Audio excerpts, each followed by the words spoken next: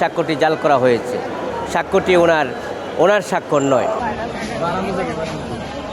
ওনাকে আজকে বিশেষ করে চেক ডিভিশনের মামলায় বিজ্ঞ আদালতে হাজির করা হয়েছে এবং সেই মামলায় যে চেকটা স্বাক্ষর করা হয়েছে সেটা উনি নিজেই বলেছেন যে স্বাক্ষরটি জাল করা হয়েছে। স্বাক্ষরটি ওনার স্বাক্ষর নয় এবং সেই জন্যই এই মামলাটি আজকের উদ্ভব সৃষ্টি হয়েছে।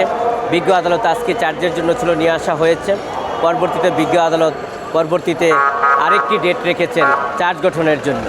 সেজন্য এই মামলায় ওনাকে হয়রানি করার জন্য উদ্দেশ্য প্রণোদিতভাবে একের পর এক মামলা যে দেওয়া হচ্ছে তারই একটি অংশ হিসাবে এই মামলা তাকে দেওয়া হয়েছে। যে ওনার ভাইয়ের সাথে ওনার সম্পর্কে ভালো না অবনতি, সেই কারণেই তা বিশেষ করে ব্যারিস্টার তুহিন আফরোজের ভাই এই মামলাটি দায়ের করেছেন চেক ডিভিশনের মামলায়। এবং এই মামলাটি আপনারা দেখেছেন যে স্বাক্ষর করা হয়েছে এবং যে চেকের ব্যারিস্টার তুহিন আফরোজের স্বাক্ষর, এটা জাল করা হয়েছে এবং কোর্টের আদেশ হচ্ছে আজকের চার্জ গঠনের জন্য ছিল, পরবর্তীতে নেক্সট ডেট চার্জ গঠনের জন্য রেখেছেন আদালত, সেই দিনে চার্জ গঠন করা হবে।